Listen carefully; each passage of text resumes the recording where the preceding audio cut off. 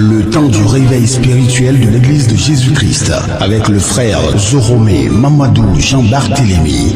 Vous connaîtrez la vérité et la vérité vous affranchira. Bien-aimés frères et sœurs dans le Seigneur Jésus-Christ, je vous salue. Merci d'être aussi nombreux à l'écoute de ce temps que nous passons devant le Seigneur grâce au Saint-Esprit. Ainsi donc, nous parlerons aujourd'hui de Dieu et de la richesse. Qu'est-ce que la richesse? Selon le dictionnaire chrétien, le dictionnaire biblique, la richesse, c'est l'abondance de biens ou de toute autre chose qui concourt à la fortune ou au bien-être. Être riche est-il diabolique? De nombreux chrétiens voient en la richesse, en l'abondance, les traces ou les œuvres du diable. Pour de nombreuses églises et leurs adeptes, la richesse semble appartenir au diable, au point qu'ils cataloguent les riches comme des mystiques, des francs-maçons, des rosicruciens ou autres. Lorsque quelqu'un est riche, ces chrétiens le voient comme un serviteur du diable. On a l'impression que selon ces églises, en fait, l'or et l'argent ont été créés par le diable. On est amené à se demander comment ces frères lisent leur Bible et comment ils la comprennent. Comment donc ils la méditent? Jésus ne disait-il pas ainsi que son Père fait lever son soleil sur les méchants et sur les bons et qu'il fait pleuvoir sur les justes comme sur les injustes? Matthieu chapitre 5 verset 45. Jésus ne révélait-il pas ainsi que les richesses entre les mains des injustes, ceux que nous appelons des mystiques, viennent aussi de Dieu? Car c'est grâce à la même pluie, celle venant du Père, qu'aussi bien le juste que l'injuste récolte. On n'a jamais dit que les champs des méchants subissaient une autre voie que celle de la loi de la semence instituée par Dieu. Bien-aimés, il n'est écrit nulle part que les champs des païens ne produisent pas parce qu'ils ne connaissent pas le vrai Dieu. Le Seigneur nous exhorte même à aimer ces personnes qui ne connaissent pas notre Dieu. Voici ce qu'il disait aux Juifs qui l'écoutaient. Si vous aimez ceux qui vous aiment, quelle récompense méritez-vous? Les publicains n'agissent-ils pas de même? Et si vous saluez seulement vos frères, que faites-vous d'extraordinaire? Les païens n'agissent-ils pas de même? Matthieu chapitre 5, versets 46 à 47. On entend souvent dans le milieu évangélique que les chrétiens sont que les riches sont des mystiques. Qu'est-ce qu'un mystique en fait? C'est une personne qui croit en un mystère. Le vrai chrétien, bien de mes frères et sœurs, est un mystique, car il croit au mystère de la foi en Christ que le monde ne peut comprendre. Romains chapitre 16, versets 25 à 26. Le chrétien est un mystique car il a la révélation du mystère de Jésus-Christ que Dieu a caché aux hommes dans les autres générations. Éphésiens chapitre 3, versets 3 à 6. Qui sont en réalité ces hommes du monde que les chrétiens traitent de mystiques? Très souvent, toutes les personnes qui occupent les positions élevées de la société ou qui sont riches sont perçues par de nombreux chrétiens évangéliques comme des démons ou comme des francs-maçons, des rosicruciens ou autres pratiquants de sectes, comme ils le disent. Savent-ils qu'il y avait des sectes religieuses à Jérusalem parmi les Juifs au temps de Jésus? Le savent-ils? Il y avait des sectes suivantes: les pharisiens, les sadducéens, les hérodiens, les zélotes et les esséniens. Un d'entre eux même avait quitté sa secte pour suivre Jésus. Il s'agit de Simon le zélote, Luc chapitre 6, verset 15.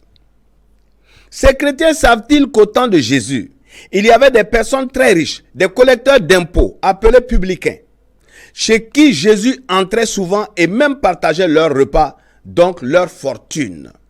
Jésus entrait donc chez des gens riches.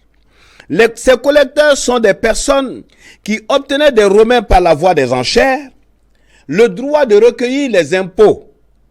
Ils prenaient la somme qu'ils voulaient et reversaient seulement une partie au roi. Ainsi donc, ces hommes étaient forcément malhonnêtes, foncièrement malhonnêtes, cupides et mal vus de la société juive qui les regardait comme des pilleurs et des gens à ne point fréquenter. Luc chapitre 3, verset 12 à 13, chapitre 19, verset 1 à 8. ces publicains, bien-aimés frères et sœurs, n'étaient-ils pas semblables à ces personnes qui de nos jours s'acquièrent des biens malhonnêtement dans le monde? Disons que si Jésus était à notre époque sur la terre, il entrerait dans les maisons des francs-maçons, des rosicruciens contre lesquels des chrétiens sans révélation sont en train de prier. Car comme Jésus le disait, la justice de ces chrétiens ne dépasse pas celle des scribes et des pharisiens qui eux aussi critiquaient et condamnaient les collecteurs comme des chrétiens qui condamnent aujourd'hui des hommes qu'ils appellent mystiques. Matthieu chapitre 5 verset 20. Jésus entrait dans les maisons des publicains et mangeait avec eux. Aujourd'hui, les chrétiens dits évangéliques fustigent ceux qu'ils considèrent comme mystiques, comme des diables, à ne point fréquenter des personnes dont les biens, à leur avis, sont sataniques. Que sont donc en réalité ces fameuses personnes que ces hommes appellent mystiques? Ces hommes que les chrétiens, ces fameux chrétiens appellent mystiques, croient au mystère de l'argent. Leur foi est basée sur l'argent et sur la valeur de l'homme lui-même. Nous n'adorons certes pas le même Dieu. Ils adorent Mammon, car Jésus nous a dit qu'il y avait deux dieux, Dieu et Mammon. Eux, ils adorent Mammon et nous adorons le vrai Dieu comme Jésus l'avait révélé. Matthieu chapitre 6 verset 24. Parlant de ces hommes, Jésus déclarait que c'est son Père qui les bénit, car il fait pleuvoir sur leurs champs également. Il fait lever le même soleil sur eux. En somme, Dieu donne aussi bien des biens aux païens qu'à son enfant, car tous ont été créés par lui. Tous les hommes ont été créés par Dieu. Parlant encore de ces païens, bien-aimés frères et sœurs, Jésus déclarait aux Juifs, comme il le dirait aujourd'hui, à tous ces chrétiens qui rejettent ces hommes, qu'ils n'étaient pas venus au monde pour les bien portants. Aujourd'hui, il nous dirait, je ne suis pas venu au monde rien que pour les chrétiens. Il n'était venu que pour les Juifs qui se comportaient mal par rapport à la loi et qu'il appelait les brebis perdues de la maison d'Israël.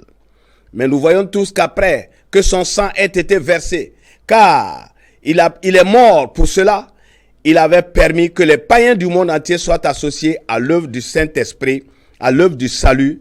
Matthieu chapitre 10 verset 5, chapitre 28 verset 19. De même que celui que tu vois aujourd'hui, mon frère, et que tu appelles païen, que tu condamnes, et dont tu te méfies, je veux te dire, mon frère, qu'il peut se retrouver dans le royaume alors que toi tu en seras exclu. Le Seigneur avertissait ainsi Pierre et les apôtres qui s'inquiétaient d'avoir tout quitté pour le suivre. Plusieurs des premiers seront les derniers et plusieurs des derniers seront les premiers. Matthieu chapitre 19 verset 20. De même qu'il voulait dire que plusieurs juifs seront des derniers, c'est-à-dire qu'ils seront exclus du salut. Je voudrais que les chrétiens comprennent que beaucoup d'entre nous risquent d'être disqualifiés et que ces hommes que nous appelons mystiques, certains puissent être sauvés. Comme ce bandit à la croix à la dernière minute. Bien-aimés frères et sœurs, la Bible déclare que Dieu a tant aimé le monde qu'il a donné son Fils unique, afin que quiconque croit en lui ne périsse point, mais il n'a point dit que Dieu a tant aimé les Juifs, ou que Dieu a tant aimé les chrétiens qu'il a donné son Fils unique. Il a tant aimé le monde, c'est-à-dire tous les hommes que Dieu a créés. Bien-aimés, c'est dans les maisons des publicains et autres hommes cupides que Jésus entrait et mangeait. Comme chez Jassé, le percepteur d'impôts malhonnête. Matthieu chapitre 9, verset 10 à 13, chapitre 11, verset 19. Le fait que Jésus soit entré et ait séjourné dans la maison de cet homme que les autres voyaient comme un mauvais, avait permis sa délivrance et son salut. Zaché, que les Juifs détestaient comme les chrétiens, qui aujourd'hui haïssent des personnes qu'ils appellent mystiques, Zaché avait reçu, avant de nombreux Juifs, l'approbation lorsqu'il déclara « Voici Seigneur, je donne aux pauvres la moitié de mes biens, et si je fais tort de quelque chose à quelqu'un, je lui rends le quadruple. » Luc chapitre 19 verset 8. Et à la suite, le Seigneur dit encore, le salut est entré dans cette maison parce que celui-ci est aussi un fils d'Abraham, car le Fils de l'homme est venu chercher et sauver ceux qui étaient perdus. Luc chapitre 19, verset 9 à 10. Jésus est venu chercher ce qui est perdu. Bien-aimés, faisons très attention à toutes ces fausses doctrines développées par des chrétiens qui se disent des connaisseurs à propos de ces personnes qu'ils appellent mystiques. Comme Zachée, beaucoup de ces personnes que nous rejetons comme des pestiférés risquent d'être agréables à Dieu avant ceux qui se prétendent aujourd'hui chrétiens. Ils voient des signes de ces mystiques partout. Dès que vous faites votre main, oh, voici des signes des mystiques. Vous portez un chapeau, c'est un mystique. Vous portez un pantalon, c'est un mystique. Ils voient des mystiques partout. Certains fustigent même ces hommes et cependant qu'ils utilisent des monnaies, comme le dollar, où on voit des signes de francs-maçons. Je n'ai pas encore vu un chrétien refuser le dollar parce qu'il y a un signe qu'on dit être le signe des francs-maçons.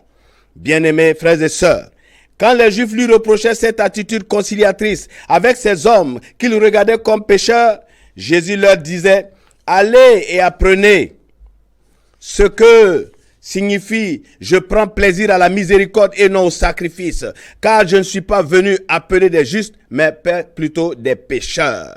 Matthieu chapitre 9 verset 12. Ainsi, bien-aimés frères et sœurs, sachez que Dieu aime le pécheur comme le repenti. Il veut que tous les hommes soient sauvés et parviennent à la connaissance de la vérité. 1 Timothée chapitre 2 verset 3 à 4. Dieu ne rejette pas les hommes comme toi tu veux les rejeter. Dieu ne choisit pas des hommes pour délaisser certains. Il veut que quiconque soit sauvé. Il ne fait pas de préférence. Il aime uniquement celui qui le craint et pratique ce qui est juste. Or, lorsque tu hais les autres, tu ne pratiques pas ce qui est juste. Actes chapitre 10 verset 34. Ceux qui se disent chrétiens et ceux qui se disent des chrétiens, pratiquent-ils ce qui est juste en détestant et en rejetant des humains ou en priant contre eux, là où Dieu dit aime ton prochain comme toi-même? Arrêtons cet évangile de dénonciation des frères vis-à-vis desquels nous n'avons aucune compassion.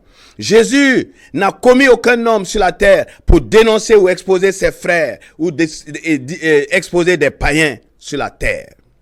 Cela est une œuvre du diable. Dénoncer, exposer, c'est une œuvre du diable dont la Bible atteste que le diable est notre accusateur. Ceux qui sont en train de juger, d'accuser et de rejeter, ne sont-ils pas les mêmes accusateurs que le diable? Apocalypse chapitre 12 verset 10.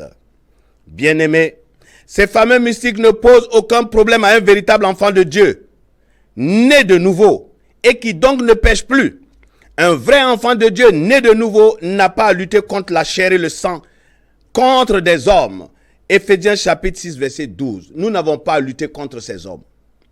Nous devons donc être à l'image de Jésus, qui n'avait pas peur des publicains et du diable, et qui disait, le prince du monde vient et il n'a rien en moi. Jean chapitre 14 verset 30. Ceux qui se prétendent chrétiens et qui se préoccupent de ces choses ne sont pas en réalité de Christ et ils n'ont pas Christ dans leur vie. Le diable et ses serviteurs ne peuvent rien. Ils peuvent en rien effrayer un véritable disciple de Jésus-Christ. Le diable la Bible ne nous révèle-t-elle pas que le monde entier est sous la puissance du diable? 1 Jean chapitre 5 verset 19. Si le monde est sous la puissance du malin, en quoi un enfant de Dieu né de nouveau peut-il craindre le diable et peut-il craindre des hommes qu'il dit être les serviteurs du diable? Cependant, le diable n'a aucune puissance, aucun pouvoir sur la vie d'un vrai disciple. Je ne parle pas de ceux qui se prétendent chrétiens. Je parle des disciples. Car Jésus avait bien dit à Pierre que même les portes du séjour des morts ne prévaudront point contre son église, que ce qu'il liera sur la terre sera lié dans les cieux, et que ce qu'il déliera sur la terre sera délié au ciel. Matthieu chapitre 16, verset 18 à 19. Tout pouvoir a été donné aux enfants de Dieu nés de nouveau, même sur le diable. Le diable ne peut rien contre toute personne qui est arrivée au stade d'être église de Jésus, église de Christ. Ni les portes du séjour des morts ne pourront prévaloir contre l'église, c'est-à-dire contre un vrai chrétien. Le diable aurait-il reçu le pouvoir de détruire l'église? Où se trouve ce verset? L'église, c'est chacun de nous. Le diable n'a pas reçu le pouvoir de nous détruire. La Bible déclare que Dieu détruira même quiconque essaiera de détruire le temple de Dieu. 1 Corinthiens chapitre 3 verset 16 à 17. Satan ne peut rien contre un vrai enfant de Dieu. Un véritable disciple annule les forces du diable par sa foi, c'est-à-dire par la pratique des enseignements de Christ. 1 Pierre chapitre 5 verset 8 à 9. Évidemment, si vous professez de fausses doctrines, des doctrines qui ne sont pas vraies, vous êtes à la merci du diable. Un vrai disciple de Jésus-Christ n'a aucune peur du diable et de ses serviteurs. Il n'a peur d'aucun sorcier. Car il a reçu de Jésus le pouvoir de chasser les démons, les serviteurs du diable. Ce sont des personnes qui se prétendent des chrétiens à tort, qui en fait ont peur du diable, ont peur de ses serviteurs. Marc chapitre 16, verset 17. Aussi, bien-aimés frères et sœurs, ces hommes appelés mystiques et dont certains sont effectivement utilisés par le diable ne peuvent rien contre les vrais enfants de Dieu, les vrais disciples de Jésus. Autrement, s'ils en avaient le pouvoir, ils auraient fait disparaître l'Église du monde. Ils ne peuvent rien contre un vrai enfant de Dieu. Contrairement à cette fausse doctrine qui invite les chrétiens à se méfier d'eux, à les fuir et même à prier contre eux. C'est une fausse doctrine. Jésus ne nous a point commis sur la terre pour combattre contre des hommes. Église, arrête de prier contre des hommes. Dieu ne t'exaucera pas. Même s'ils sont des mystiques comme tu le dis, Dieu les aime comme il t'aime. Bien-aimés frères et sœurs, nous n'avons pas à lutter contre la chair et le sang, mais contre les dominations, contre les autorités, contre les princes de ce monde des ténèbres, contre les esprits méchants dans les lieux célestes. Éphésiens chapitre 6, verset 12. Notre rôle, enfant de Dieu, n'est pas de lutter contre ces hommes. Notre attitude doit consister à montrer à ces hommes le modèle de Jésus-Christ qui les aime. Notre rôle, c'est de leur annoncer l'évangile. Notre rôle, c'est de prier pour eux comme Jésus l'avait recommandé. Aimez vos ennemis, bénissez ceux qui vous maudissent, faites du bien à ceux qui vous haïssent et priez pour ceux qui vous maltraitent et qui vous persécutent. Matthieu chapitre 5, verset 44. Vous n'avez pas à maudire ni à prier contre qui que ce soit parce que selon vous, c'est un mystique. Qui sont en réalité ces personnes que certains chrétiens taxent de mystiques? Qui sont-ils? Tandis que les disciples de Jésus sont ceux qui croient en lui et vivent selon son modèle, ces hommes, en fait, croient au mystère de l'argent et en la valeur de l'homme par le travail. Ils ne croient pas en Dieu. Ils ne s'attendent pas à Dieu. Pour eux, rien ne vient de Dieu. Et tout leur est acquis par leurs propres efforts, par leur travail. La différence avec nous, enfants de Dieu, réside dans la direction de notre foi. Ils sont des adorateurs de Mammon, le faux Dieu. Matthieu chapitre 6, verset 24. Eux ne s'attendent pas à Dieu. Alors que selon notre foi, nous attendons toute bénédiction spirituelle dans les lieux célestes en Christ par Dieu notre Père. Éphésiens chapitre 1, verset 3. La grande différence entre ces hommes et nous et le vrai disciple de Jésus, c'est qu'ils sont prêts à tout pour avoir de l'argent, pour avoir des richesses. Ils combattent la foi en Dieu dans les nations, prônant la laïcité dans la gestion des choses des pays. Ils militent pour la séparation totale entre les choses de Dieu et leur gestion. Une autre différence est que l'amour de l'argent pousse ces hommes, bon nombre d'entre eux, à créer tous les imbroglios économiques et des guerres sur la terre pour en tirer des profits financiers. Les plus grands parmi eux sont des grands manipulateurs des gouvernants de ce monde pour parvenir à leurs fins, souvent macabres. La Bible nous donne de comprendre la motivation de ces hommes, de comprendre leurs agissements en nous révélant que l'amour de l'argent est une racine de tous les maux. 1 Timothée chapitre 10 verset 10. C'est l'amour de l'argent qui amène ces hommes à commettre tous les méfaits existants sur la terre. Bien-aimés, devons-nous les haïr ou devons-nous les fuir? Non, mais nous devons lutter contre les esprits impurs qui influencent leur vie en étant nous-mêmes les modèles parfaits de Jésus-Christ devant leurs yeux. Bien-aimés, devons-nous les rejeter? Nous, chrétiens, nous avons comme devoir de prier pour leur conversion et non de les rejeter. Nous devons, par notre manière de vivre, par notre foi, les amener à expérimenter les grâces de Dieu en Jésus-Christ. Nous avons reçu de notre Seigneur la mission de leur annoncer la bonne nouvelle de la résurrection. Nous devons leur prêcher l'amour du prochain. Ce n'est pas en priant contre eux, en les rejetant parce que selon nous, leurs richesses sont condamnables, que nous sommes des enfants de notre Père qui lui est miséricordieux. Dieu pardonne. Dieu aurait pu les exterminer de la surface de la terre, comme certains l'auraient fait certainement parmi ces chrétiens dits évangéliques, surtout les chrétiens africains. Dieu dit plutôt, ce que je désire, est-ce que le méchant meure? Dit le Seigneur l'Éternel. N'est-ce pas qu'il change et qu'il vive? Ézéchiel chapitre 18, verset 23.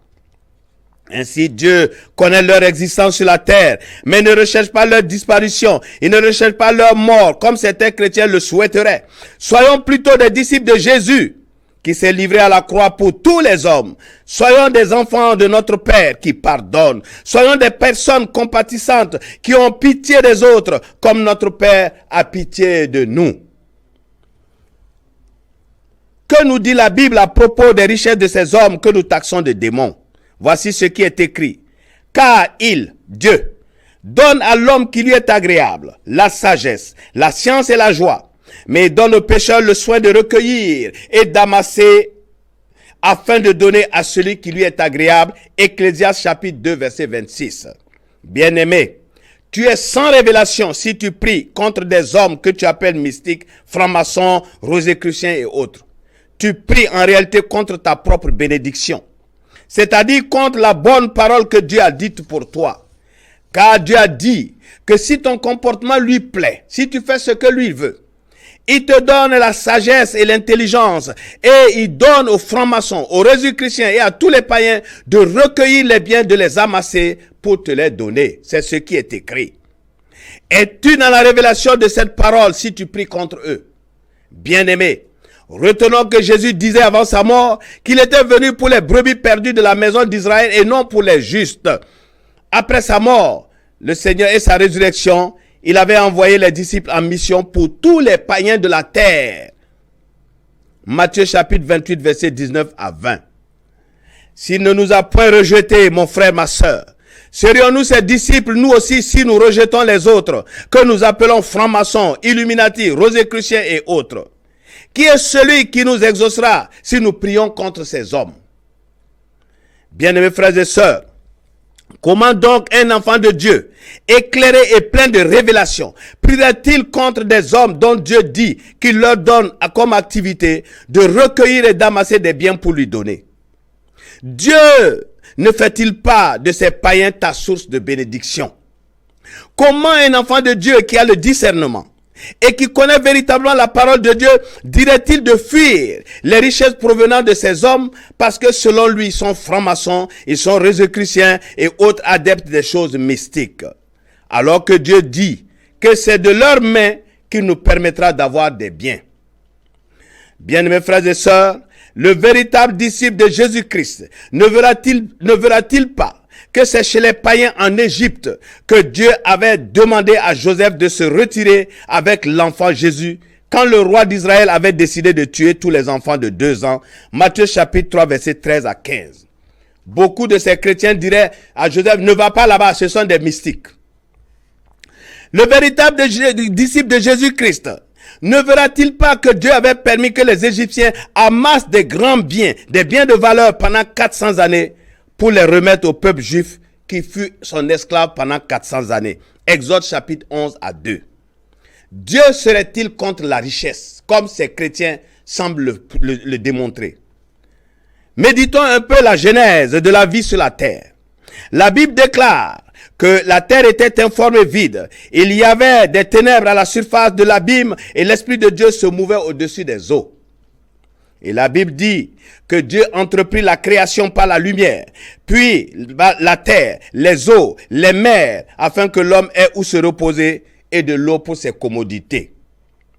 Il fit apparaître des arbres fruitiers afin que l'homme ait de quoi manger. Ensuite, il mit dans le ciel des luminaires, des lampes pour le jour et pour la nuit, afin que l'homme reçoive l'éclairage en tout temps et pour séparer le jour et la nuit.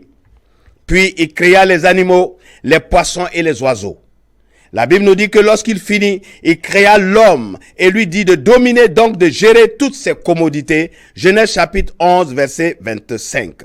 Ainsi nous voyons que Dieu avait donc créé les conditions d'une vie abondante avant de faire l'homme pour lequel il s'était donné tant de peine.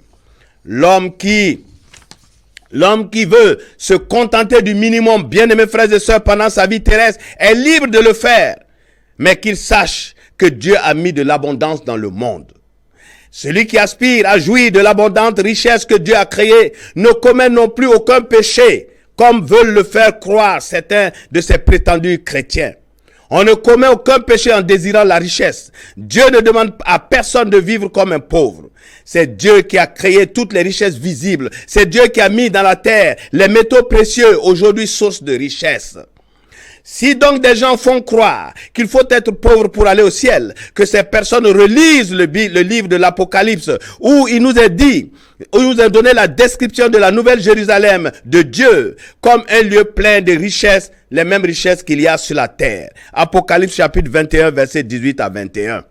Ou donc ces personnes qui choisissent de vivre comme des pauvres sur la terre, iront-elles à leur mort si le ciel est plein de richesses? Où iront-ils? Car le ciel et le royaume des cieux est un lieu où l'on trouvera les mêmes richesses, sinon plus que les richesses que Dieu a mises dans le monde. Certains prétendus chrétiens encore se focalisent sur le verset de la Bible qui dit « Affectionnez-vous aux choses d'en haut et non aux choses à celles de la terre. » Colossiens chapitre 3 verset 2. Cela ne veut pas dire, bien-aimés frères et sœurs, qu'il faut rejeter les richesses de la terre, autrement Dieu ne les aurait pas faites. C'est plutôt une invitation à ne point aimer l'argent au point de négliger les valeurs commandées d'en haut, c'est-à-dire par Dieu, que sont la sainteté, l'amour du prochain, la joie, la paix, la patience, la compassion qui suscitent le partage. Les choses d'en haut, c'est le fait de mettre en pratique la parole de Dieu, laquelle invite les riches au partage. Bien-aimés frères et sœurs, les choses de la terre dont il est question sont celles pratiquées par la chair, c'est-à-dire par les hommes de la terre. Ce sont les œuvres de la chair, comme la débauche, l'impureté, le dérèglement, l'idolâtrie, la magie, les rivalités, les querelles, les jalousies, les animosités, les disputes, les divisions, les sectes, l'envie, l'ivrognerie, les excès de table et les choses semblables. Galates chapitre 5, versets 19 à 21. Affectionner les choses d'en haut, c'est de permettre que la volonté de Dieu soit faite et que son règne vienne dans nos vies sur la terre. Matthieu chapitre 6, verset 10. Bien-aimés, Dieu serait-il contre les richesses? Devant les 1000 bœufs que Salomon avait immolés pour lui offrir, Dieu lui apparut dans la nuit pour s'enquérir de la raison d'une offrande si coûteuse. Il dit à Salomon, et Salomon lui répondit en ces termes: accorde-moi donc la sagesse et de l'intelligence, afin que je sache me conduire à la tête de ce peuple. Car qui pourrait juger ce peuple si grand, ton peuple si grand? Dieu dit à Salomon: puisque c'est là ce qui est dans ton cœur, puisque tu ne demandes ni richesse, ni des biens, ni de la gloire, ni la mort de tes ennemis, ni même une longue vie, et que tu demandes pour toi de la sagesse et de l'intelligence, afin de juger mon peuple sur lequel je t'ai fait régner, la sagesse et l'intelligence te sont accordées. Et je te donnerai en outre des richesses, des biens et de la gloire, comme n'en a jamais eu aucun roi avant toi, et comme n'en aura aucun après toi. 2 Chroniques chapitre 1, versets 10 à 12.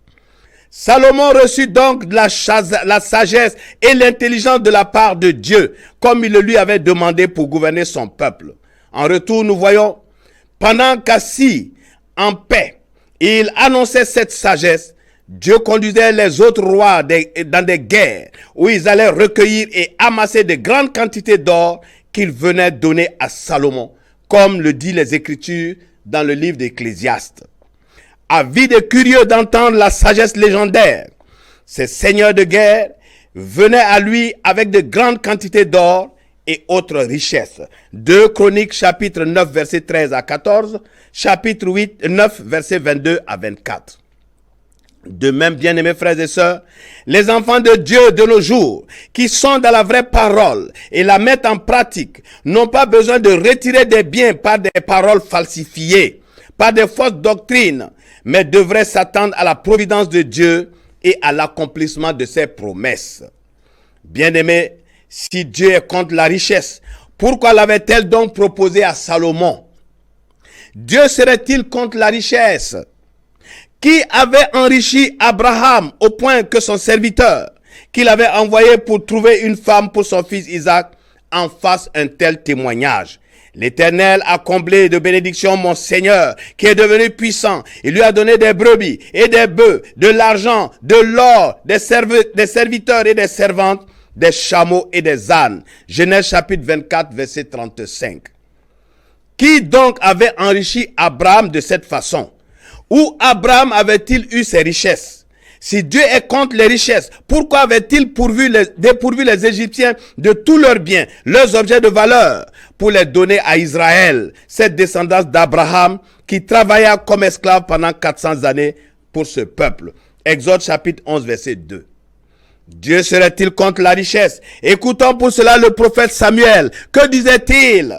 L'Éternel fait mourir et fait vivre. Il fait descendre au séjour des morts et il en fait remonter. L'Éternel appauvrit et il enrichit, il abaisse et il élève. 1 Samuel chapitre 2 verset 6. Comment donc le Dieu qui enrichit serait-il contre la richesse?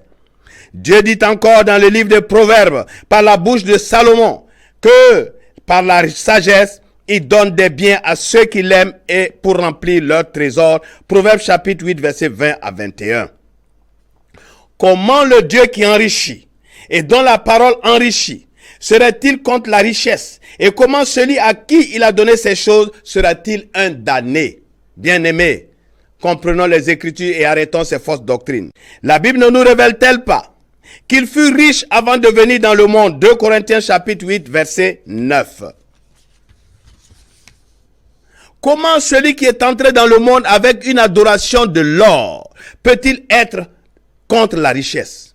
En effet, à la naissance de Jésus, il nous est dit que des rois mages venus de loin, des païens, des astrologues, des personnes considérées par la Bible comme des gens maudits, sont venus à sa recherche depuis leur lointain pays et pour l'adorer, avaient emmené de l'or, de la myrrhe et de l'encens. Matthieu chapitre 2 verset 10 à 11. Comment un chrétien qui médite la Bible pourrait-il croire que selon Jésus, le riche n'entrera pas dans le royaume? Comment lui qui fut adoré à son entrée dans le monde avec de la richesse comme un riche, pourrait-il prétendre que la richesse n'est pas bonne et qu'elle conduit quiconque en enfer? Bien-aimés, regardons également son enterrement. La Bible nous révèle que le jour de sa mort, alors que tous les apôtres et les disciples se cachaient de peur, c'est un homme riche qui lui permet d'avoir une sépulture digne de son rang et surtout, afin que s'accomplisse la prophétie d'Ésaïe, on a mis son corps en son tombeau avec le riche. En effet, le soir étant venu, arriva un homme riche d'une ville appelée Arimathée, nommé Joseph, qui était disciple de Jésus. Il se rendit vers Pilate et demanda le corps de Jésus. Et Pilate ordonna de le lui remettre. Joseph le prit, l'enveloppa d'un linceul et le déposa dans un sépulcre neuf qu'il s'était fait tailler dans le roc. Il avait enterré Jésus au milieu des riches. Puis il roula une grande pierre à l'entrée du sépulcre et il s'en alla. Matthieu chapitre 27, versets 67 à 70. Tout cela arriva afin que s'accomplisse la prophétie d'Ésaïe. Ils ont mis son tombeau avec le riche. Comment donc ce Jésus, qui fut enterré comme un riche, pourrait-il avoir dit que le riche n'entrera pas dans le royaume? Où se trouve-t-il lui-même? La richesse est-elle diabolique? Je n'ai pas encore rencontré dans la Bible un verset qui dit que l'or et l'argent ont été créés par le diable.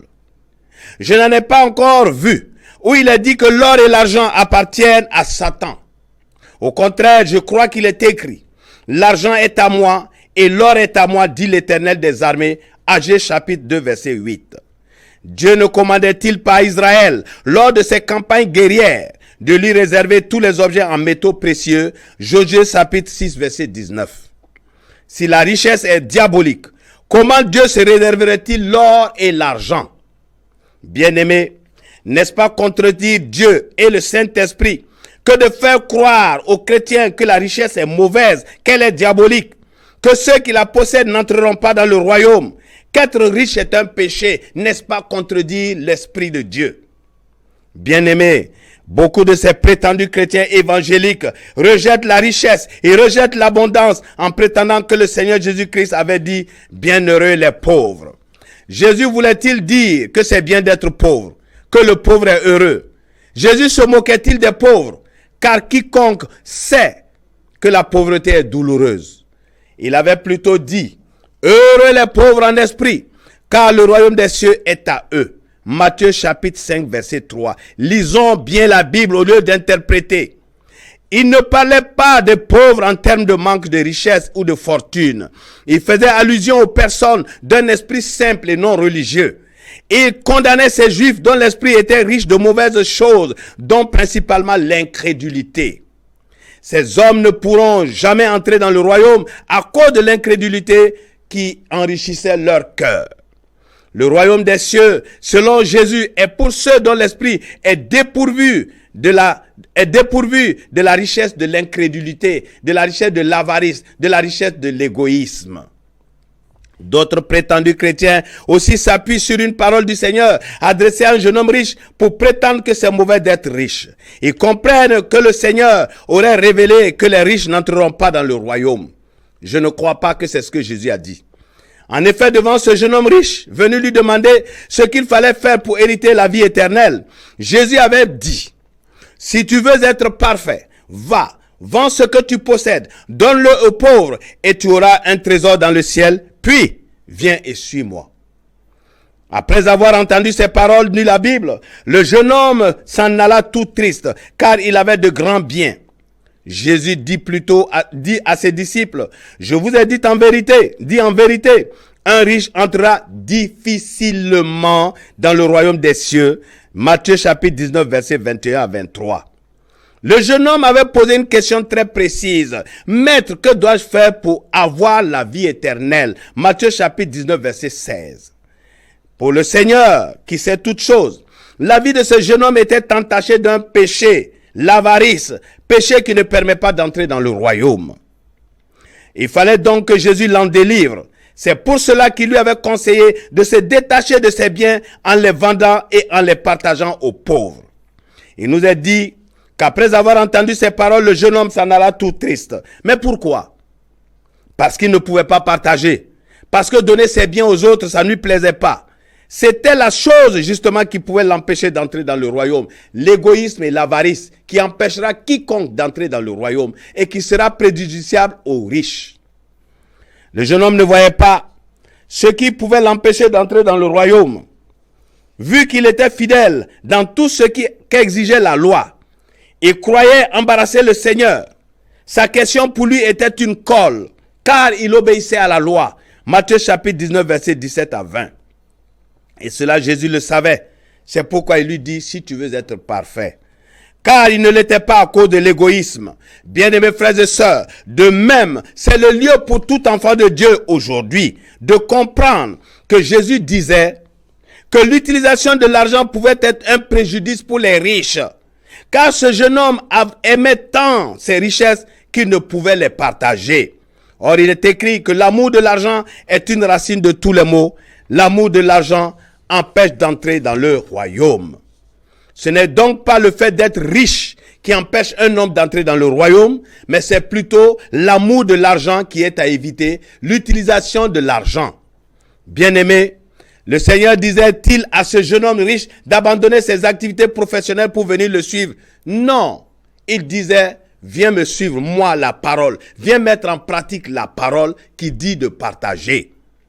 À travers ce jeune homme, Jésus avait ainsi profité pour faire comprendre aux Juifs que la loi ne pouvait les conduire à la vie éternelle et que cela ne serait possible qu'en le suivant, lui Jésus, c'est-à-dire en suivant sa parole, car il est le seul chemin, la seule vérité et la seule vie, et il n'y a que par lui que quiconque verra le Père. Il est le seul chemin si le jeune homme riche veut hériter de la vie éternelle. Jean chapitre 14, verset 6. Ainsi, Jésus n'avait pas dit que les riches n'entreront pas dans le royaume comme ces fameux chrétiens veulent le prétendre. Il avait dit tout simplement que ce serait difficile. Mais pourquoi ce serait difficile? Comprenons que c'est l'amour de l'argent qui sera un handicap pour beaucoup de personnes riches. Ce serait la difficulté pour eux de partager. Ce serait l'acquisition de l'argent qui poserait problème à ces hommes. Bien-aimé, comment as-tu eu l'argent? Comment l'utilises-tu? C'est cela le problème que Jésus avait élucidé en parlant à ce jeune homme. Quel problème l'argent pose-t-il de nos jours dans les assemblées en Christ? Les problèmes majeurs de la richesse dans la vie des enfants de Dieu sont de deux natures. L'acquisition des richesses et leur utilisation. Parlons de l'acquisition. Méditons pour cela la manière dont Salomon avait acquis les richesses que Dieu avait pourtant promis de lui donner, alors qu'il ne le lui avait pas demandé. Dieu avait commandé à Moïse la chose suivante concernant tous les rois qui s'installeraient sur le peuple d'Israël. Que le roi n'ait pas un grand nombre de chevaux, qu'il ne ramène pas le peuple en Égypte pour avoir beaucoup de chevaux, qu'il n'ait pas un grand nombre de femmes, afin que son cœur ne se détourne point et qu'il ne fasse pas de grands tamas d'argent et d'or. Deutéronome chapitre 17, versets 16 à 17. Nous voyons que Salomon n'avait point obéi à tout cela. Alors que l'Éternel seul savait comment il allait l'enrichir, cet homme, Salomon, au contraire, s'était évertué à faire du commerce de l'or, à faire du commerce des chevaux, des chars venant d'Égypte, contrairement à la volonté de Dieu. 1 Roi chapitre 10, verset 14 à 22, chapitre 10, verset 28 à 29. Il fit tout le commerce que Dieu ne voulait pas. Il a donc acquis sa richesse par son propre commerce, alors que Dieu avait prévu que tous les autres rois allaient faire des guerres et recueillir de l'or et des biens pour venir lui donner. 1 Roi chapitre 10, verset 24 à 25.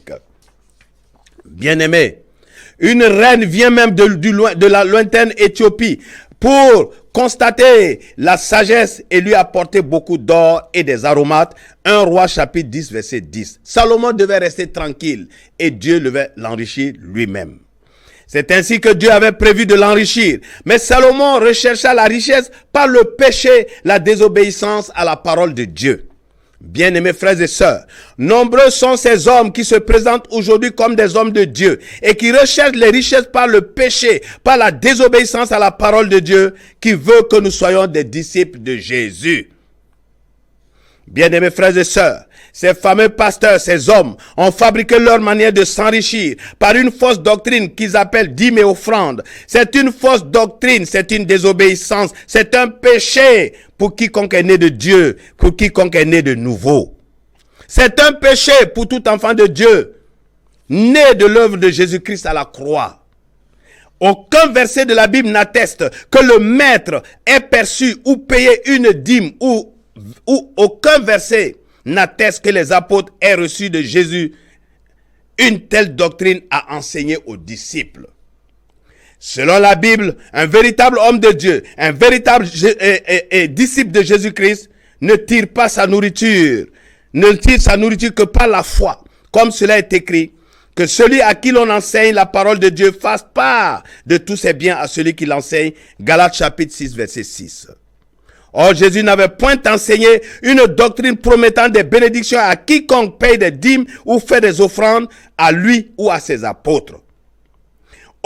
Aussi, tout homme qui perçoit des dîmes ou des offrandes pour subvenir à ses propres besoins ou qui enseigne une telle doctrine s'enrichit par le péché, car il n'enseigne pas la vérité en Christ.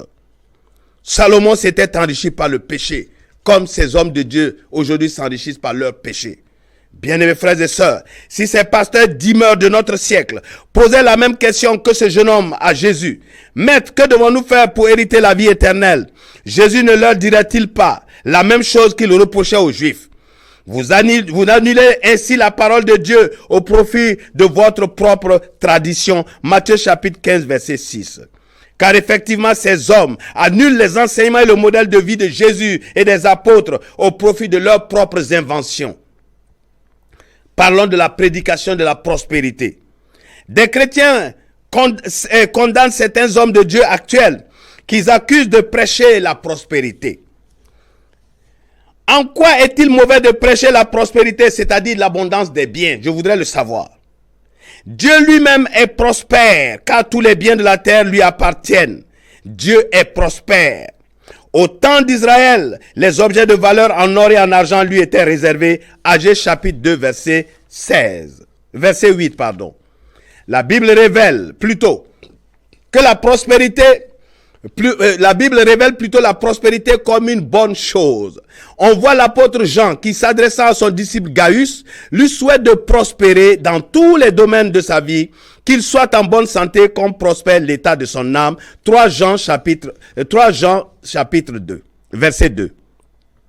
Si la prédication de la prospérité est une mauvaise chose, que faisait donc Jésus lorsqu'il révélait aux disciples le secret suivant? Ne vous inquiétez donc point et ne dites point, que mangerons-nous, que boirons-nous, de quoi serons-nous vêtus? Car toutes ces choses, ce sont les païens qui les recherchent. Votre Père Céleste sait que vous en avez besoin. Cherchez premièrement le royaume de Dieu et sa justice, et toutes ces choses vous seront données par-dessus. Matthieu chapitre 6, verset 31 à 32. Jésus ne prêchait-il pas le secret de la prospérité qui consiste à obéir à la parole de Dieu en ne s'inquiétant point, en mettant sa confiance en Dieu et en appliquant la loi du royaume qui indique le partage? Si Dieu est contre la prédication de la prospérité, que faisait l'apôtre Paul quand il exhortait les premiers chrétiens de Corinthe en leur disant « Sachez-le, celui qui sème abondamment moissonnera abondamment » 2 Corinthiens chapitre 9 verset 6. L'apôtre Paul ne montrait-il pas ainsi le chemin de l'abondance de la prospérité, semer abondamment des biens pour la vie des pauvres? Ne leur prêchait-il pas la prospérité en leur rappelant la loi de la semence? Qui sème abondamment récoltera abondamment, à condition qu'il sème dans la bonne terre et de la bonne semence. N'était-il pas en train de leur inculquer le secret de la richesse de la bonne terre qui produit la prospérité que Dieu promet à ceux qui partagent avec les pauvres? Car il est bel et bien écrit que celui qui a pitié du pauvre ne perd pas ses biens, car il prête à Dieu qui lui rendra selon son œuvre. Proverbe chapitre 19 verset 17. Il ne les invitait pas comme nos pasteurs de nos jours à lui donner des dîmes, à lui faire des offrandes, mais il leur indiquait les promesses de Dieu pour ceux qui font don aux pauvres, pour ceux qui pratiquent l'aumône. 2 Corinthiens chapitre 9 verset 1, Actes chapitre 10 verset 4. Et il leur faisait savoir quelle était la bonne terre où pousse la prospérité, le partage avec les pauvres. 2 Corinthiens chapitre 9 verset 9. Et il concluait en leur annonçant l'assurance de la prospérité, car, dit-il, le secours de cette assistance non seulement pourvoit aux besoins des saints, mais il est encore une source abondante de nombreuses actions de grâce envers Dieu. 2 Corinthiens chapitre 9 verset 12. Le fait de donner aux pauvres, de partager avec les pauvres, amène ceux-ci à glorifier Dieu et aussi à le prier en leur faveur, pour qu'il leur soit encore plus riche, pour qu'il soit encore plus prospère. 2 Corinthiens chapitre 9 verset 14. Nous voyons que l'apôtre Paul prêchait donc la prospérité aux premiers chrétiens selon la parole de Dieu. Il n'inventait point des doctrines. Il ne prêchait pas une doctrine pour lui-même, pour qu'il soit prospère, comme beaucoup de nos frères pasteurs. Eux, ils prêchent la prospérité, leur propre prospérité. Ils ne prêchent pas la prospérité des chrétiens.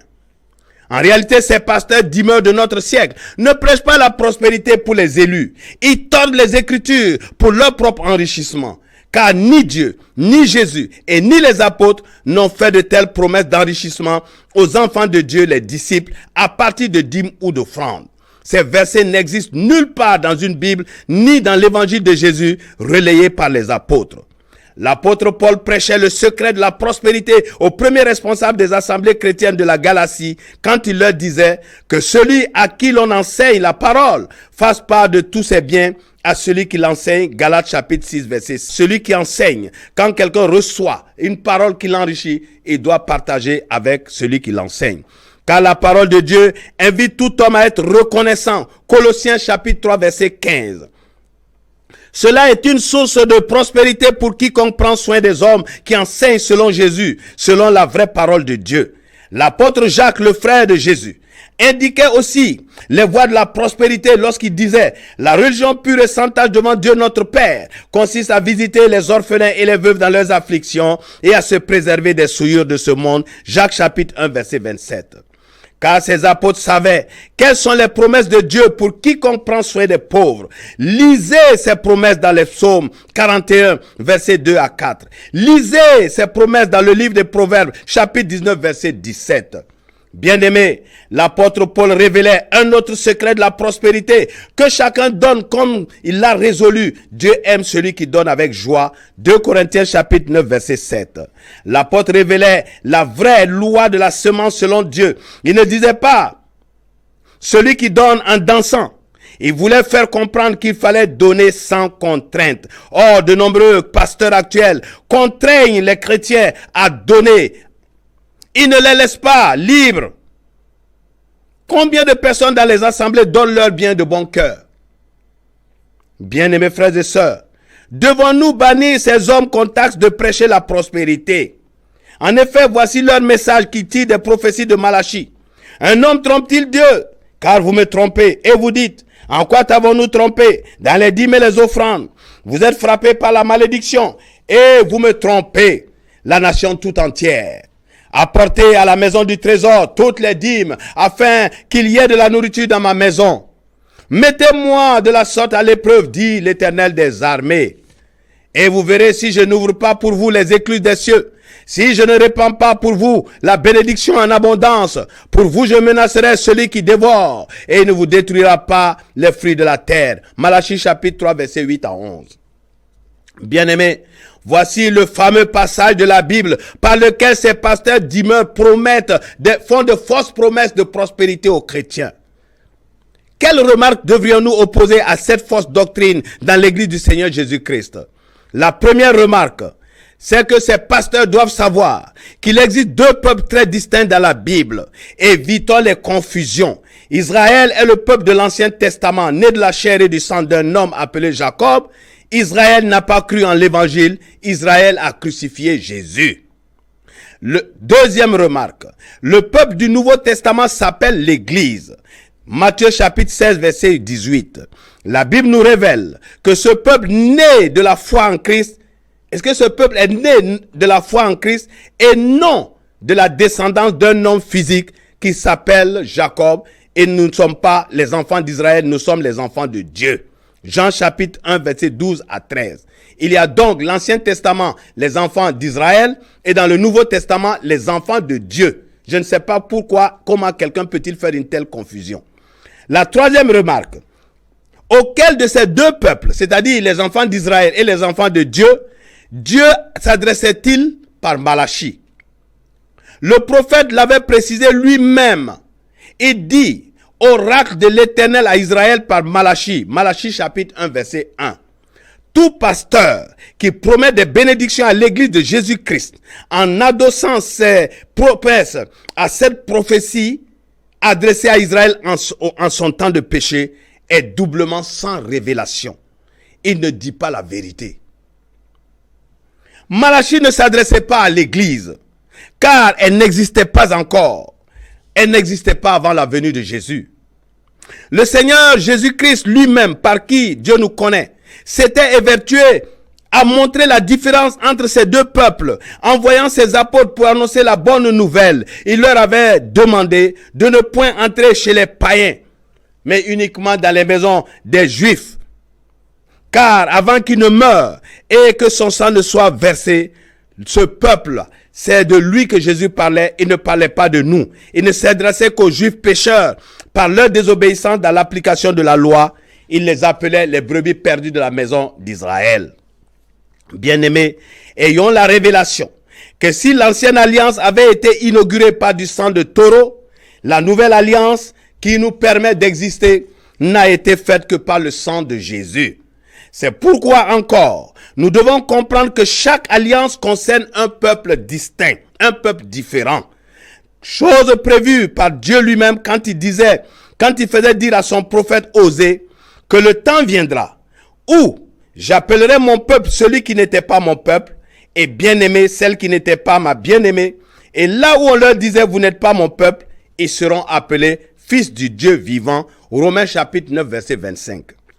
Ainsi nous avons cet accomplissement, l'accomplissement de cette prophétie. Quand Jean achève en disant que la lumière est venue dans le monde et que chez les siens, et que les siens ne l'ont point connu, c'est-à-dire les Juifs, peuple de l'ancienne alliance, ils ne l'ont pas reçu, et c'est ceux qui l'ont reçu à qui Dieu a donné le pouvoir de devenir enfants de Dieu. Mais à tous ceux qui l'ont reçu et qui ont cru en son nom, elle leur a donné, cette lumière leur a donné le pouvoir de devenir enfants de Dieu et non enfants d'Israël. Car ils ne le sont pas devenus parce qu'ils descendent d'Israël, parce qu'ils descendent de Jacob, mais ils le sont devenus par Dieu lui-même, par le Saint-Esprit, à travers le sang de Jésus. Jean chapitre 1, verset 12. Bien-aimés frères et sœurs, un pasteur est-il véritablement de Dieu s'il fait une telle grossière confusion que Malachie parlait et promettait par les dîmes des bénédictions à ceux qui n'étaient point Israël? Que ce sont ces anciens païens que Dieu menaçait et appelait Israël alors qu'il appelait Israël à la repentance. Tout ce qui est fait selon Dieu est bon. Mais ces frères prêchent-ils la prospérité selon Dieu quand ils enseignent de si graves confusions? Si quelqu'un les approuve dans ce faux évangile et met en pratique leur enseignement, où se trouve le passage dans l'évangile de Jésus et des apôtres qui recommande les dîmes et les offrandes aux disciples de Jésus-Christ? Une personne qui accepte un tel évangile, bien-aimé, ne commet-elle pas un péché? Car Jésus avait bien révélé que celui qui n'est pas avec lui est contre lui. Matthieu chapitre 12, verset 30. Or, cette manière de dire ou de faire n'est pas de Jésus. Quelqu'un est-il avec Jésus s'il prêche ou met en pratique des choses qui contredisent l'évangile de Jésus-Christ? Approuver de tels hommes et mettre en application cette fausse doctrine ne disqualifierait-il pas un enfant de Dieu en Christ, un disciple de Jésus, et ne compromettrait-il pas son salut? Un homme qui dit à un vrai disciple du Seigneur qu'il vole Dieu en ne lui payant pas des dîmes, ne reviendrait-il pas à affirmer que Jésus et les apôtres étaient des voleurs de Dieu? Or, quiconque qualifie Jésus de voleur, verra-t-il le Père? Bien-aimés, ces pasteurs prédicateurs de la prospérité prêchent en prenant les prophéties de Malachie à témoin et non l'évangile de Jésus-Christ ou les actes des apôtres. N'est-ce pas annuler la parole de Dieu ou manquer de révélation que de prétendre que Malachie parlait aux disciples de Jésus-Christ? Car voici ce que disait Malachie lui-même, oracle de l'Éternel à Israël par Malachie. Malachie précisait à qui il s'adressait. Il rappelait par qui il avait été envoyé et pour qui il avait été envoyé, c'est-à-dire Israël. Avait-il dit ce qu'enseignent ces pasteurs de nos jours pour convaincre les disciples de Christ que c'est à eux que ce prophète s'adressait et qu'ils sont des voleurs de Dieu parce qu'ils ne leur payent pas à eux des dîmes? Bien-aimés, repentons-nous, renonçons à ce faux évangile de prospérité, sortons de ces confusions. Ce sont des voies de perdition initiées par Mammon. En quoi ou selon quelle magie un païen converti à Christ serait-il Israël? Quelle est cette confusion entretenue par ces hommes qui veulent s'enrichir? Voici ce que l'apôtre Paul révélait à ce propos aux nouveaux chrétiens de la ville d'Éphèse, une ville de Grèce. Ces Grecs païens, nouvellement convertis, voulaient croire qu'ils étaient du peuple d'Israël, comme ces fameux pasteurs le font croire aujourd'hui. Ils voulaient appliquer les œuvres de la loi, telles que les dîmes, les offrandes, le sabbat, les prémices, etc. Mais voici ce qu'il s'entendit dire par l'apôtre Paul. C'est par la grâce que vous êtes sauvés par le moyen de la foi. Et cela ne vient pas de vous. C'est le don de Dieu. Et ce n'est point par les œuvres afin que personne ne se glorifie. Éphésiens chapitre 2 versets 8 à 9.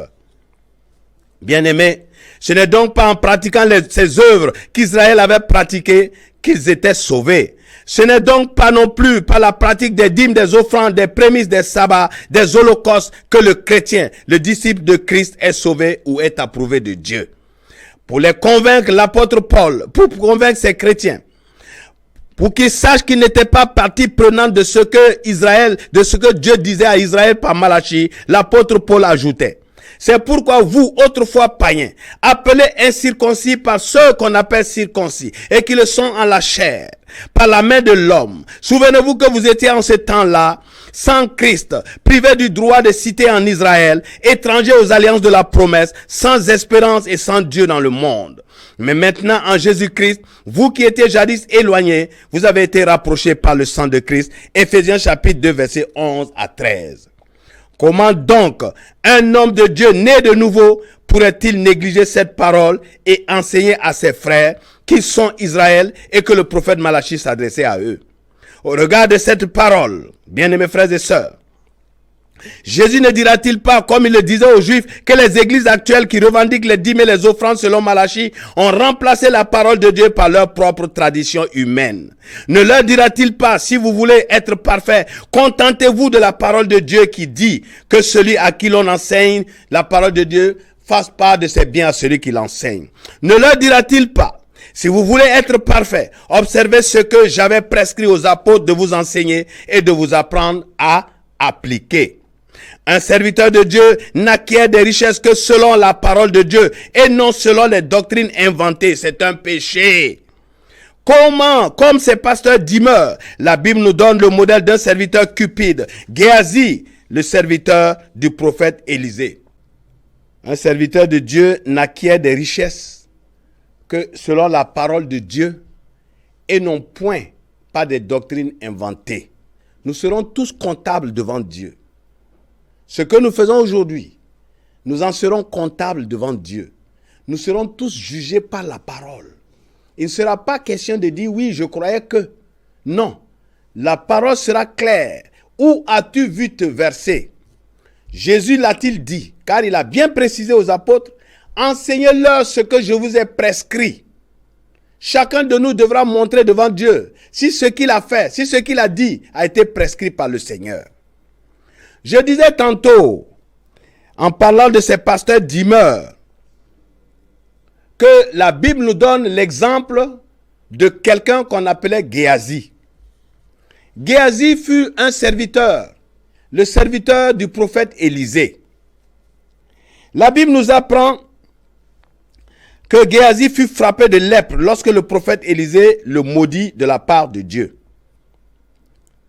Car en effet, le prophète avait prié pour le général syrien lépreux Naaman, venu de loin pour lui chercher la guérison.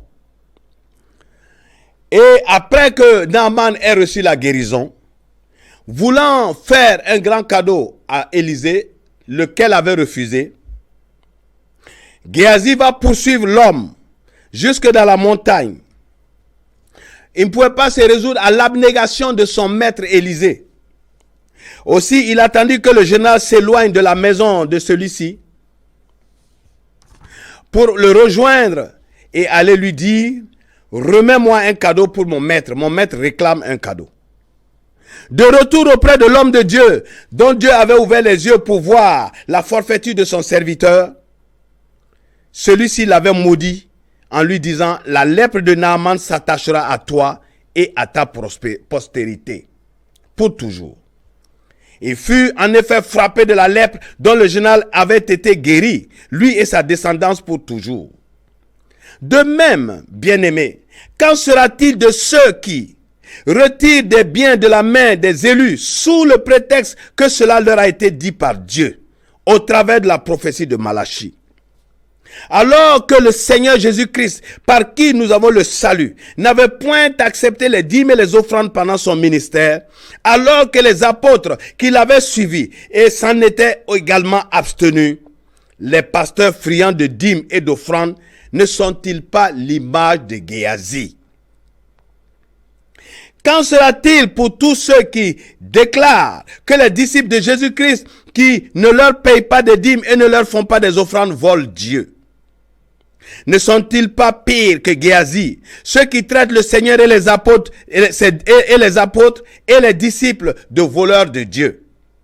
Bien-aimés hommes de Dieu, faisons très attention à la manière d'acquérir les biens et les richesses. L'apôtre Pierre, qui avait suivi Jésus pendant ces 3 années de ministère sur la terre, enseignait aux anciens qui dirigeaient les premières assemblées: paissez le troupeau de Dieu qui est sous votre garde, non par contrainte, mais volontairement selon Dieu.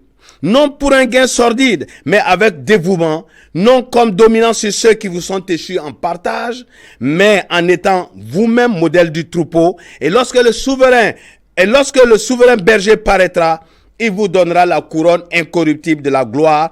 1 Pierre chapitre 5 versets 2 à 4. Bien-aimé, un homme de Dieu doit-il s'enrichir ou vivre par des dîmes et des offrandes? La parole de Dieu démontre que tout homme, fût-il serviteur de Dieu, doit travailler de ses mains pour se nourrir. Le fait que Dieu donne à l'homme qui le sert une part des biens de ceux à qui il enseigne ne signifie pas que celui-ci ne travaille pas non plus. Nous voyons Pierre et les apôtres retourner à la pêche pour se nourrir dès que le Seigneur les avait quittés. Jean chapitre 21 verset 3. Le même Pierre, s'adressant aux anciens des assemblées, leur recommandait de ne pas prendre des biens avec leurs frères dont ils avaient la charge. 1 Pierre chapitre 5 verset 2 à 3. Nous voyons l'apôtre Paul aussi fustiger des responsables de l'assemblée de Thessalonique qui refusaient de travailler et cependant voulaient profiter de ce que les élus mettaient ensemble pour vivre. Il leur disait que celui qui ne veut pas travailler ne mange pas non plus. 2 Thessaloniciens chapitre 3 verset 10. Il défendait encore son ministère, qui ne basait pas sur l'acquisition de richesses, rappelant aux nouveaux chrétiens de Thessalonique et aussi de la Corinthe qu'il travaillait lui-même de ses propres mains pour prendre soin de lui-même. Quoique l'évangile le lui permettait, l'apôtre Paul déclare qu'il n'exigeait rien de qui que ce soit. 2 Thessaloniciens chapitre 3 versets 7 à 9. Si un prétendu homme de Dieu ne veut pas travailler, qu'il attende patiemment que Dieu touche ceux qu'il enseigne, il verra lui-même si ce qu'il enseigne est de Dieu, car le juste vivra par la foi. Romains chapitre 1 verset 17. Car selon la foi, il doit être béni par celui à qui il enseigne la vérité et non de fausses doctrines. Faisons attention à l'acquisition des richesses. Ne cherchons pas la richesse par nos propres doctrines, en remplaçant la parole de Dieu ou en tordant les Écritures. L'offrande est finie. Un homme de Dieu qui a la révélation ne demande jamais d'offrande, car l'offrande est réservée à Dieu. On ne donne pas d'offrande à un être humain. Ni Jésus et ni les apôtres ne l'avaient fait. La Bible recommande de donner une part de tous ses biens en aumône à celui qui nous enseigne et non de lui faire des offrandes. Galates chapitre 6 verset 6. On ne fait pas d'offrande à un être humain. On fait des offrandes à un Dieu. C'est une fausse doctrine, un péché, que de réclamer encore une offrande à un disciple de Jésus-Christ. C'est une négation de notre foi dans le fait que Jésus-Christ s'est offert à la croix pour nous. C'est un refus de la grâce de Dieu qui a offert ce qui lui coûtait le plus cher pour notre salut, son Fils unique. Car par une seule offrande, celle de Jésus-Christ à la croix, Dieu a mené à la perfection pour toujours ceux qui sont sanctifiés. Hébreux chapitre 10 verset 14. Et là où il y a pardon des péchés, il n'y a plus d'offrande pour le péché. Hébreux chapitre 10 verset 18. Et Dieu ne nous demande plus comme offrande, bien-aimés frères et sœurs, pas de l'argent et des objets, mais plutôt notre propre corps sans péché. Romains chapitre 12 verset 1. Bien-aimés, l'offrande n'est pas faite pour être donnée à un homme. À son prochain, on doit faire l'aumône. On doit partager. L'ange qui était apparu à Corneille, le militaire païen romain, ne l'avait pas félicité pour des offrandes, mais plutôt pour ses aumônes et ses prières. Actes chapitre 10 verset 4. Le Seigneur Jésus-Christ n'avait pas prêché les offrandes, il avait prêché l'aumône. Après avoir ainsi parlé du premier problème de la richesse, bien-aimés frères et sœurs, qui est son acquisition, tel que nous en avons parlé la semaine dernière, parlons maintenant du deuxième point, qui est l'utilisation de l'argent. Comment les apôtres utilisaient-ils les richesses dans les assemblées? Les apôtres incitaient les frères au partage. À Jérusalem, la multitude de ceux qui avaient cru en Jésus s'étaient rassemblés et n'étaient qu'un seul cœur. Nul ne disait que ses biens lui appartenaient en propre, mais tout était commun entre eux. Ils partageaient tout selon les besoins des uns et des autres, et il n'y avait pas de pauvres parmi eux. Actes chapitre 4, versets 32 à 35. Nous voyons que les choses étaient totalement différentes de ce qui se passe dans les assemblées des églises actuelles, où des dîmes sont payées, des offrandes faites pour les pasteurs, pour leur prospérité, pour leur enrichissement.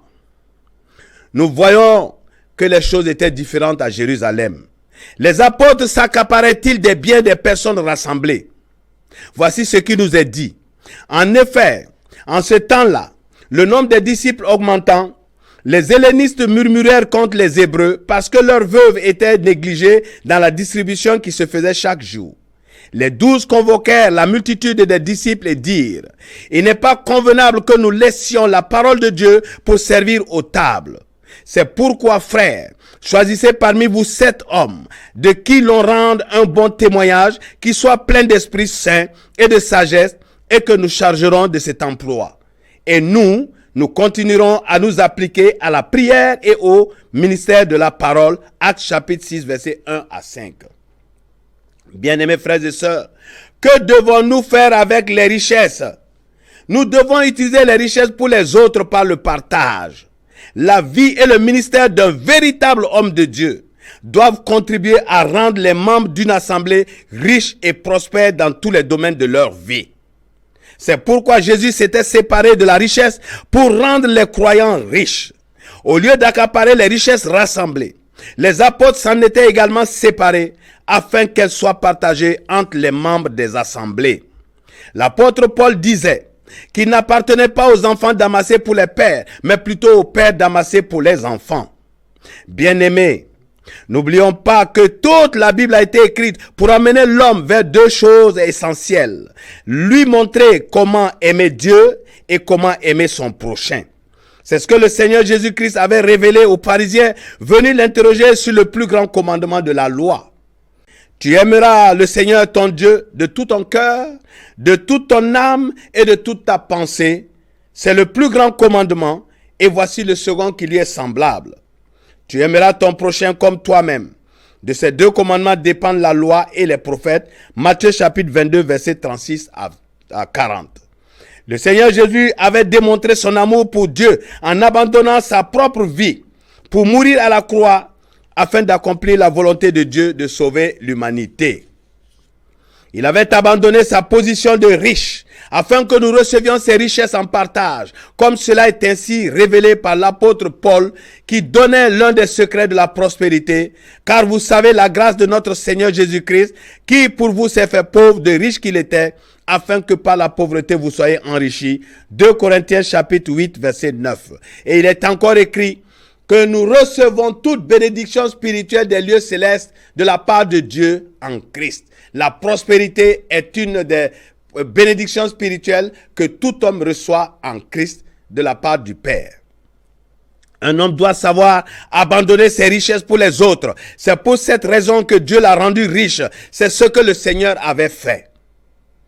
Il n'avait pas multiplié le pain pour ses propres convenances parce qu'il avait faim, mais il l'avait multiplié pour nourrir les autres. Dieu aime ceux qui partagent. C'est ce que l'apôtre Paul enseignait aux premiers chrétiens de Corinthe et leur révélait les bénédictions liées au partage.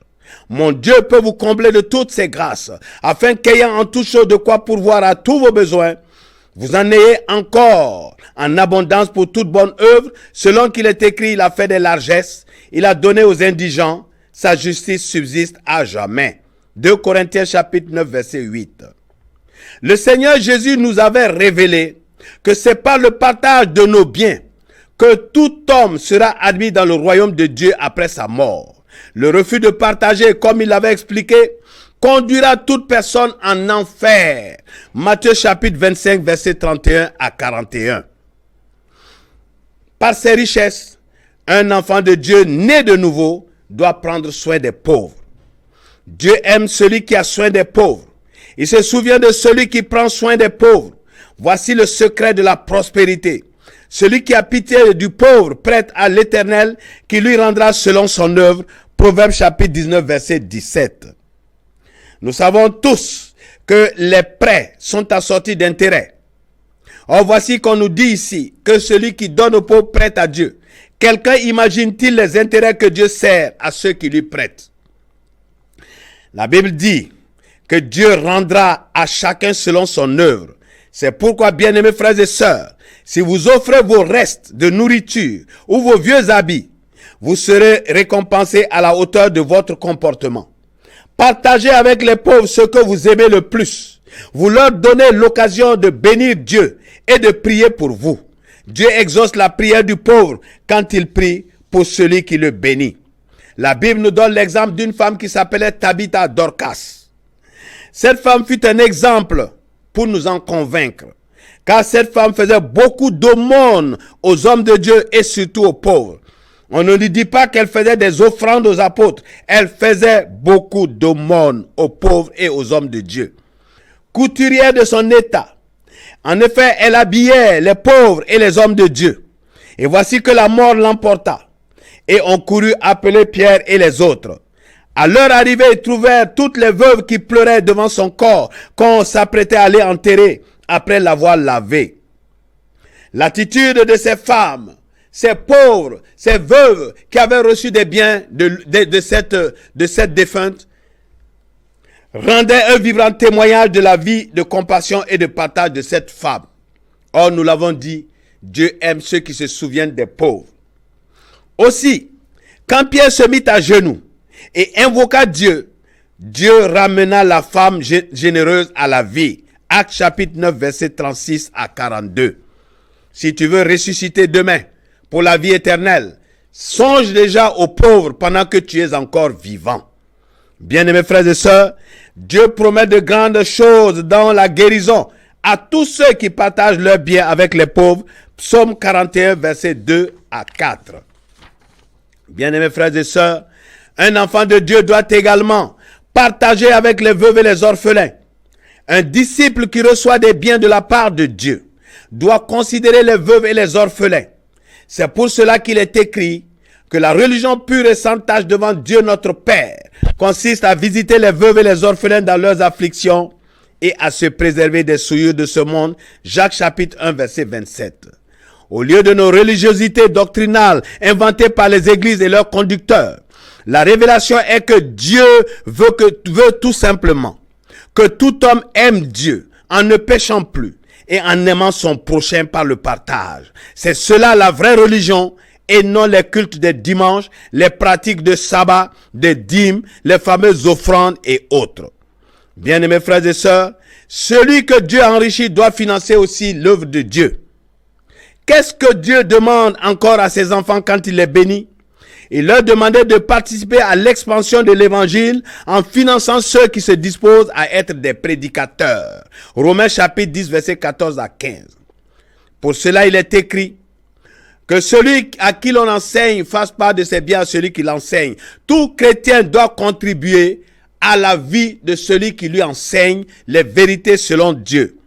On ne parle pas de ceux qui égarent le peuple par de fausses doctrines, car ces hommes n'enseignent pas selon le Seigneur. Nous parlons des personnes qui, en réalité, parlent de ce que Jésus avait prescrit aux apôtres d'enseigner au monde. Ces personnes qui prêchent la prospérité en inventant des fausses doctrines sont des personnes en réalité qui sont contre Jésus-Christ, des personnes qui sont contre le salut. Matthieu chapitre 12, verset 30. Comme il est écrit, ces hommes sont des faux apôtres, des ouvriers trompeurs déguisés en apôtres du Christ. 2 Corinthiens chapitre 11, verset 13. Bien-aimé, autre chose, celui que Dieu enrichit doit s'occuper de sa famille. Ah, là c'est encore important, quelque chose que les chrétiens négligent. On entend souvent des témoignages déplorables de certaines personnes par des membres de leur famille. Ces personnes donnent des dîmes et des offrandes dans les églises pour se faire bien voir, alors qu'elles refusent de partager avec les membres de leur famille. Ces personnes doivent se repentir, car leur attitude est un manque de foi. Tu dois aimer les membres de ta famille d'abord. C'est le premier cercle d'amour du prochain dont Dieu parle. Dieu ne t'appelle pas à aller te montrer par orgueil en donnant des dîmes et des offrandes pour être bien vu d'un pasteur. Certains hommes encore entretiennent des maîtresses et autres dehors, en dehors de leur famille. Ces personnes renient en réalité la foi en Dieu. On en voit qui sont capables des plus grands cadeaux à des femmes ou des filles hors de leur maison, et qui ne veulent rien faire pour leurs propres enfants. C'est très grave devant le Seigneur. Repentons-nous de ces attitudes, bien-aimés frères et sœurs. En conclusion, que tout disciple retienne que Dieu n'est pas contre la richesse, car c'est lui qui l'a créée. Jésus n'est pas contre la richesse, car Jésus était riche avant de venir dans le monde. Ce que Dieu veut des riches, c'est qu'ils utilisent des richesses pour glorifier Dieu en partageant avec leurs prochains, en se gardant du péché, en se gardant de l'égoïsme, en se gardant de l'avarice, en se gardant de la débauche. Ce que Dieu veut. Si quelqu'un choisit aussi de vivre pauvre, c'est son problème. Car Dieu ne demande pas à quelqu'un de faire ce qu'il ne veut pas. Si quelqu'un choisit de vivre pauvre, c'est son problème. Il ne pêche pas s'il peut supporter les affres de la pauvreté. Car nous savons très bien tout ce que la pauvreté peut amener comme péché dans la vie d'un homme. Celui aussi qui aspire à vivre richement ne pêche pas non plus. S'il obéit à la volonté de Dieu en aimant son prochain et en partageant avec lui. Bien-aimés frères et sœurs, que tout disciple retienne que selon la Bible, il est écrit que l'argent répond à tout. Ecclésiaste chapitre 10, verset 19. C'est un homme riche qui avait réclamé le corps de Jésus afin de lui donner cette sépulture sans laquelle la résurrection prophétisée au 3e jour de sa mort n'aurait jamais été accomplie. Bien-aimés frères et sœurs, Dieu n'a rien contre les richesses. Et cessons de voir en des hommes riches le diable, cessons de voir en des hommes riches des serviteurs du diable. Il y a des hommes qui sont riches et qui ne croient pas en Dieu et qui sont prêts à tout pour de l'argent. Mais cependant, Dieu ne nous dit pas de les haïr, de les rejeter. Nous avons le devoir d'amener tous ces hommes à comprendre la vérité et à être sauvés. Bien-aimés frères et sœurs, je souhaite à quiconque m'entende de prospérer à tous égards et d'être en bonne santé comme prospère l'état de son âme. 1 Jean chapitre 3 verset 2. Shalom à vous tous. C'est l'occasion de vous dire que bientôt nous ferons une conférence chrétienne, une conférence ouverte à tous pour parler de Dieu et l'argent, parler des dîmes et des offrandes. Nous en dirons le temps, le moment, lorsque l'Esprit nous en convaincra. Que la paix du Seigneur soit avec vous. Shalom. Mon contact, 77 22 51 25. 77 22 51 25.